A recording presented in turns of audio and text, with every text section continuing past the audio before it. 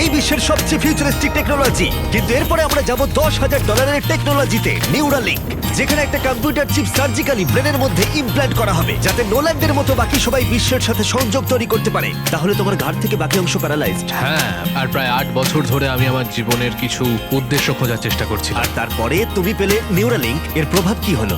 কম্পিউটারের মাধ্যমে যে যা পারে আমিও তাই করতে পারি। আরো সত্যি এটা পারে, শুধুমাত্র ওর ব্রেন ব্যবহার করে। তোমার চিন্তা ভাবনাই তাহলে এটাকে এগোচ্ছে। হ্যাঁ হ্যাঁ, একদম। আমি চাই তুমি তোমার ভাবনা দিয়ে একটা টেক্সট করো। ঠিক আছে। ওর হাতগুলো প্যারালাইজ, আর আমরা তোমাদের দেখাবো ওর হাতগুলো একেবারেই নড়ছে না। এদিকে নোল্যান্ডের ব্রেনে নিউরন ব্যবহার করে নিউরালিঙ্ক সেই সিগন্যালগুলোকে মুভমেন্টে রূপান্তর করতে পারে। ও ওর ভাবনা দিয়ে টাইপ করলো হাই।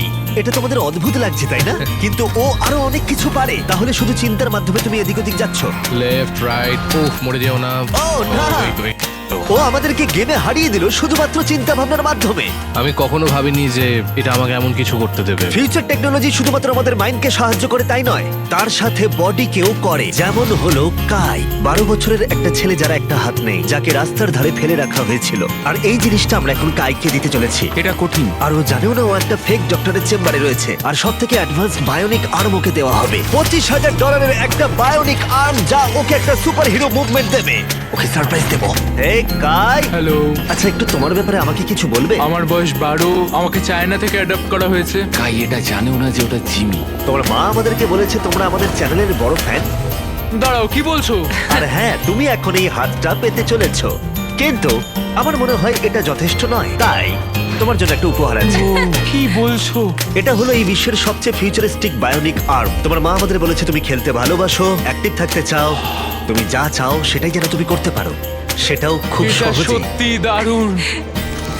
এই আর্মের স্পেশালিটি হলো এতে অনেক সেন্সর আছে। কিছু না টেনেই তুমি এটাকে ব্যবহার করতে পারবে, কারণ এর সেন্সর তোমার নার্ভগুলোকে ফলো করবে। এটা দুর্দান্ত, তাই না? একদমই তাই। হাতটা মুঠো করো। ও, এটা একবার দেখো। এখানে একটা কাঠের টুকরো রয়েছে, এটাকে চেপে ধরো। এই তো।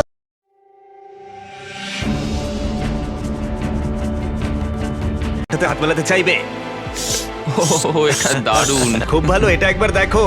আর অবশ্যই তুমি যদি এই বিচ ফ্রেমিংটা না চাও, এটা তুমি খুলে দিতে পারো। না, তাহলে আমি এটা থাকবে না। রাখবো। এইটা আমার জীবনের সব থেকে ভালো দিন। সত্যি, মানে আমি তোমার অনেক ভিডিও দেখেছি, তুমি সবাইকে অনেক সাহায্য করো। ভাবিনি আমিও সাহায্য পাবো। ঠিক আছে, খুব ভালো। অবশ্যই এই বায়োনিক আর্ম জীবন বদলে দেবে, কিন্তু এটা কিছুই নয় এই $1.5 ফ্লাইং কারের তুলনায়। তোমার কি মনে হয় এটা আমাকে হারিয়ে দেবে? ও হ্যাঁ, যদি কোনোভাবে তুমি যেত আমি তোমাকে $1 মিলিয়ন দেবো। আমি জিতলে তুমি আমাকে $1 মিলিয়ন দেবে? হ্যাঁ, একদম। ও, তাহলে রেস শুরু করে দাও। আমরা এবার রেস করে দেখবো কোনটা বেশি দ্রুত, একটা ফ্লাইং কার নাকি একটা নরমাল কার। চলো তাহলে রেস শুরু করা যাক। ঠিক আছে। ও, আমাদের পাশেই ও উড়ে আছে। যাচ্ছে। কি? ও কি সমুদ্র পেরিয়ে যাবে এবার? হ্যাঁ, সমস্ত ট্রাফিক আমাদের মানতে হবে। দেখো, স্টপ সাইনে আমাদের থামতে হবে। এবার আমরা যাব, কিন্তু এর পরিবর্তে ফ্লাইং কার সোজা বেরিয়ে যাবে। এটার কারণেই এর সম্পর্কে মানুষ ভবিষ্যতে ভাবছে ফ্লাইং কার সব সময় এগিয়ে থাকবে। দাঁড়াও, আমি ওকে দেখতে ও, পাচ্ছি। ওকে দেখো। দেখো, অর্ধেকটা চলে গেল। কি আমরা করে? সবাই শুরু করেছি মাত্র আমাদের এখন। তাড়াতাড়ি যেতে হবে। ভাবতে পারছো প্রতিদিন তোমরা কতটা সময় বাঁচাতে পারবে যদি তোমরা এইভাবে কাজ করতে পারো? কারণ তুমি গাড়ি চালানোর বদলে সোজা গাড়ি নিয়ে উড়ে আমি যাবে। 1 বছরে 1000 ঘন্টা বাঁচাবো। হয়তো 1 বছরও নয়। আমি হিসেব করে বলিনি। এই $1.5 ফ্লাইং কারের কোনো তুলনাই চলে না এই $1 বিলিয়ন রকেট শিপের সাথে, যেটা আমরা পরে দেখব। এটা তো সবে শুরু। এটা কি তাড়াতাড়ি এখানে চলে এলো? এদিকে এসো। ও ও গড, আমি ভুলে গেছিলাম আমরা পিছিয়ে আছি। জিমি এখন অনেকটাই পিছিয়ে রয়েছে। জিমি, আমার মনে হয় তোমার $1 মিলিয়ন গেল। হ্যাঁ, সৌভাগ্যবশত আমি বলিনি ও জিতলে আমি $1 মিলিয়ন দেব। বদলে ও বলেছে আমাকে $1 মিলিয়ন দেবে।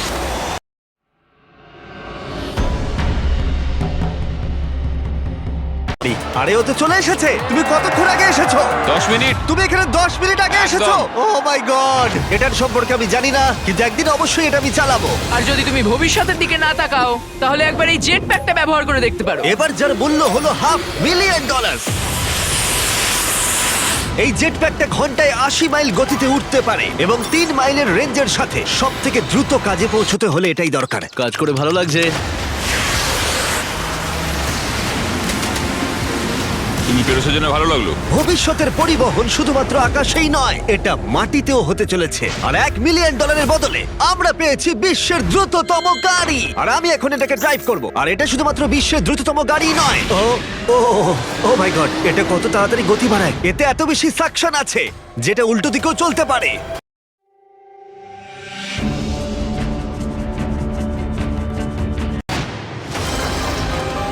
ঠিক আছে ও মাই গড জিমি এখন উল্টে যাচ্ছে দেখো একবার ওকে এটা সত্যি ভয়ানক, কিন্তু এটা নর্মাল গাড়িতে থাকার থেকে বেশি ভয়ানক নয়। এটা পাগলামো। ও এখন গ্র্যাভিটির বিরুদ্ধে যাচ্ছে ও এবার মনে হচ্ছে আস্তে আস্তে আমার মাথায় এবার রক্ত উঠে যাবে। এতে দুটো ভ্যাকিউম ফ্যানস আছে যেগুলো এতটাই শক্তিশালী যে তুমি উল্টো হয়েও গাড়ি চালাতে পারবে।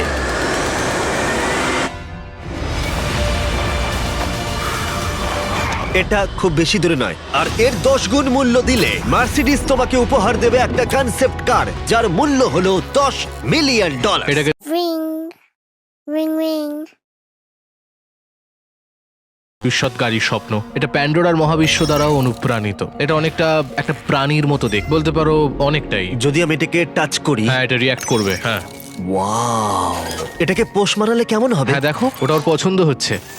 এটাকে ঠিক আছে, আমি কি এটাকে একটু ঘুরিয়ে আনতে পারি? হ্যাঁ, চলো একটু মজা করা যাক। কিছুই না, শুধু এটাকে প্রেস করলে সামনের দিকে এগিয়ে যাবে। এটা তো দারুণ। আর এটাকে টানলে স্টপ হয়ে যাবে। আর সব থেকে বড় টুইস্ট হলো সাইড ওয়েজেও তুমি ড্রাইভ করতে পারো। ও মাই গড এই চেয়ারগুলো তোমার হার্টবিট মাপবে আর সমস্ত ভাইটালসও, আর অটোমেটিক্যালি অ্যাডজাস্ট করবে, আর অটোমেটিক্যালি তোমার টেম্পারেচারও চেঞ্জ করে দেবে। একটু দেখো এটা। আমি বলতে চাইছি আমিও এটা চালাতে পারবো হ্যাঁ, তুমি করতেই পারো, কিন্তু এটার দাম কিন্তু $10 মিলিয়ন। মাথায় ও রেখো। তাই হ্যাঁ, একদমই। আমি হ্যাঁ। এটা এখন বাহাত দিয়ে চালাচ্ছি আচ্ছা ও মাই গড এটা খুবই অদ্ভুত অদ্ভুত বলতে গেলে ওখানে ড্রোনটা দেখতে পাচ্ছ? হ্যাঁ দেখেছি এটাকে বলে উইং। এটা হলো লিটারালি ফিউচার অফ ডেলিভারি। এবার এটা দেখো। এটা অসাধারণ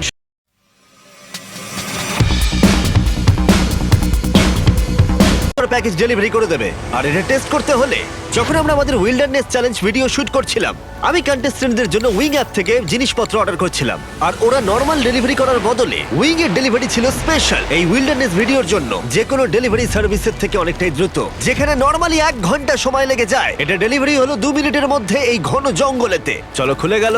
তোমার ডেলিভারি হয়ে যাবে কয়েক মিনিটের মধ্যেই। আর উইং তোমাদের সেবায় সব সময় প্রস্তুত। এটা আবার কি উড়ন্ত প্যাকেজ? আর এটা শুধুমাত্র ফিউচার নয়, উইং ইতিমধ্যেই 7.5 লাখ প্যাকেজ মানুষের কাছে পৌঁছে দিয়েছে। Thanks Jimmy. wing.com/MrBeast এ যাও আরো কিছু জানতে। কিন্তু এখন আমরা যাব $200 মিলিয়ন টেকনোলজির দিকে, যেটা আমাদের উপহার দিয়েছে এই খাবার, যেটা লিটারালি উৎপাদন করে চলেছে কয়েক লক্ষ কেজি চিকেন। একটাও মুরগি না মেরে মিলিয়ন মুরগি হত্যা করা হয় গোটা বিশ্বে মানুষের চাহিদা পূরণের জন্য। আর আপসাইড ফুডস রিসার্চ করে 200 মিলিয়নেরও বেশি খরচা করে এই টেকনোলজিটা বানিয়েছে, ডেভেলপমেন্ট করতে। তোমায় দেখাই কি করে করা হয়। হ্যাঁ, আমাকে বলো, আমি কিছুই বুঝতে পারছি না। যখন আমরা 2018 সালে একটা মুরগির ডিম থেকে কোষ বার করেছিলাম, তারপর ডিমের ছোট্ট একটা অংশ ভেঙেছিলাম, সেখান থেকে কোষ নিয়ে -80 ডিগ্রিতে জমিয়েছিলাম। ওয়াও! আর তুমি এই কোষগুলো ব্যবহার করে লক্ষ লক্ষ কেজি মুরগির মাংস তৈরি করছো। স্টেপ 2 হলো আমরা সেই কোষগুলোকে আস্তে আস্তে ও গলাবো। মাই গড! আর কোষগুলো মাল্টিপ্লাই করা হচ্ছে, আর কোষগুলো ক্রমশ বাড়ছে। যথেষ্ট গলানোর পরে আমরা স্টেপ 3 তে চলে যাব। এতে আছে প্রোটিন, ফ্যাট, সুগার। আমি চিকেন সেলকে খাওয়াচ্ছি তাহলে, যাতে চিকেন মিটগুলো বেড়ে যায়। ঠিক বললাম তো? হ্যাঁ, একদম ঠিক। আর একবার মুরগির খাবার পাত্রে ঢুকে গেলে সেগুলোই পাইপের মধ্য দিয়ে কারখানায় চলে যায়, আর গোটা পদ্ধতি এভাবেই সম্পূর্ণ হয়।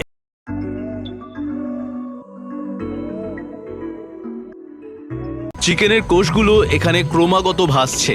ও মাই গড! এখানে তো অনেক মুরগি রয়েছে। তাহলে প্রতি 2 সেকেন্ডে একটা মুরগির সমান মুরগির মাংস উৎপাদিত হয়। হ্যাঁ, প্রত্যেক সেকেন্ডে। আর মুরগির জীবন বাঁচানোই আপসাইড ফুডসের একমাত্র লক্ষ্য নয়। এই মুরগিগুলো রোগে আক্রান্ত হয় না, তাই তোমাকে রোগ নিয়ে কোনো চিন্তা করতে হবে না, বা কোনো অসুস্থ চিকেনও তোমাকে খেতে হবে না। এটা একদিকে সত্যিই ভালো। চলো একবার ট্রাই করা যাক। প্লিজ, আমি এটা ট্রাই করতে চাই, টেস্ট করে দেখবো। এবার তাহলে আমরা এই মিটটাকে টেস্ট করে দেখবো। ভেতরে এসো আমার পরিচিত অন্যতম সেরা শেফ নিক ডিজিওভানি, আর ও আমাদের জন্য দুটো চিকেন স্যান্ডউইচ তৈরি করবে। এর মধ্যে একটা স্যান্ডউইচে মুরগি হত্যা করে চিকেন দেওয়া হয়েছে, অন্যটায় কোনো মুরগি হত্যা করা হয়নি, বরং ল্যাবে তৈরি হয়েছে। তোমার মনে হয় কোনটা বেশি ভালো হবে? আমার মনে হয় যদি ঠিকভাবে আমি এটা রান্না করি তুমি ধরতেও ঠিক পারবে না। আছে, স্যান্ডউইচ দেবে, আমরা দুজনেই এটা ট্রাই করে দেখবো। এটা হলো আসলটা, যেটা তারিখার আমি কেউ জানি না। চিয়ার্স। চিয়ার্স, চলো খাওয়া যাক।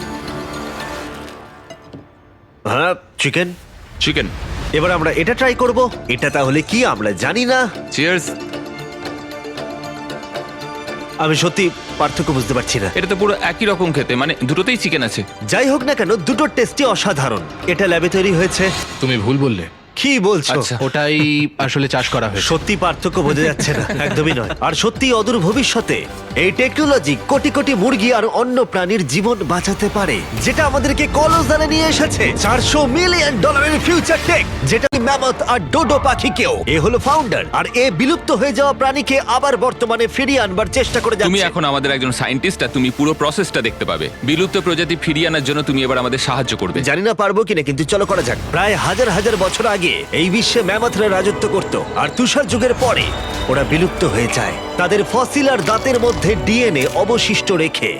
এটা একটা সত্যিকারের দাঁত। এটা আলাস্কা থেকে 43,000 বছরের পুরনো। এটা বিশ্বের অন্যতম সেরা জিনিস হতে চলেছে। এটা সত্যিই তাই। আর আচ্ছা। এটার মাধ্যমে আমরা ম্যামথকে ফিরিয়ে আনবো। কত দশক পরে তুমি এরকম ম্যামথ তৈরি করতে পারবে? আমরা এই দশকেই ম্যামথ তৈরি করে ফেলবো। ও মাই গড! আর আমি সরাসরি সাহায্য করছি একটা বিশাল ডিএম এর নমুনা সংগ্রহ করতে। আরে বাহ, ও, ঠিক আছে। পারফেক্ট, তুমি পেরেছো। এটা হলো 43,000 বছরের পুরনো একটা দাঁতের টুকরো, আর এটা একটা বিলুপ্ত প্রাণীকে জীবিত করবার প্রথম ধাপ মাত্র। এরপরে আমরা ডিএনএ ক্লোন করব। লেজারের মাধ্যমে প্রথমে ছিদ্র হবে, তারপর ট্রান্সফার এবং ক্লোনিং। এটাই প্রসেস। দাঁড়াও দাঁড়াও, আমি কোডটা ট্রাই করি। ঠিক আছে, 1 2 3 4। ও মাই গড, কেউ ভেতরে ঢুকতে চাইলে আমাকে জানিও। এটা কিন্তু 1 2 3 4 নয়। ওই অরেঞ্জ প্যাডেলটা একবার পা রাখো। ঠিক ঠিক আছে। আছে।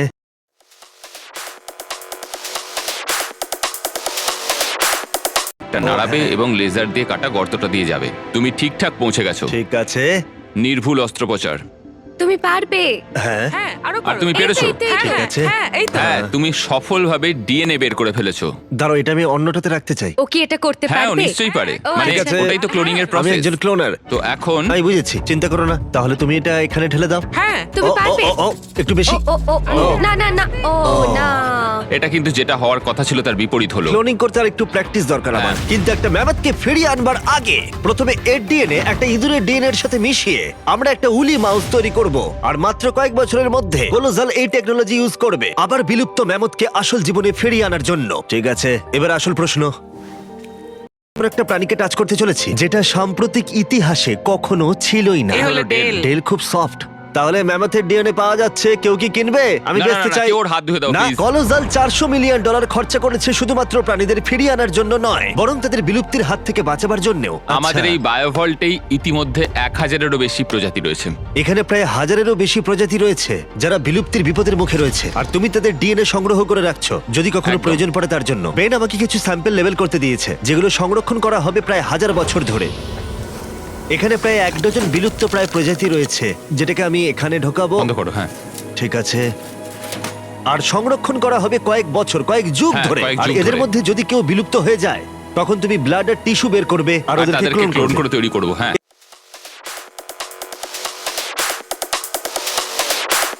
থেকে যাওয়ার আগে ওদের একটা ছোট্ট সারপ্রাইজ দেবো। আমি একটা উপকার করতে পারি? বলো। তারিখ আমাকে ওটা দাও। হ্যাঁ। এই কেকটা মাংস দিয়ে তৈরি, আর তোমার কাছে 2টো নেকড়ে আছে যাদের তুমি বিলুপ্তির হাত থেকে বাঁচিয়েছো। আমি জানি তোমার নেকড়েরা শিক্ষিত। যদি আমি এটা তোমাকে দিই আর তুমি এই মাংসের কেকটা ওই ভয়ঙ্কর নেকড়েদের দাওয়া শুট করো। আমি এটা নিশ্চয়ই করব। ঠিক আছে, ভালো লাগলো। তারপর বেন তার প্রতিশ্রুতি রেখেছিল। তোমরা দেখছো, এরা হলো মহাবিশ্বের একমাত্র 2টো ডায়ারুলফ যাদের অতীত থেকে এনে পুনরুজ্জীবিত করা হয়েছে। ওদের জন্য তৈরি করা একটা মিট কেক ওরা উপভোগ করছে। আর বলতে গেলে সমস্ত প্রাণী আর সমস্ত মানুষদেরকে বাঁচানোর একমাত্র পার্থক্য হলো $100 মিলিয়ন।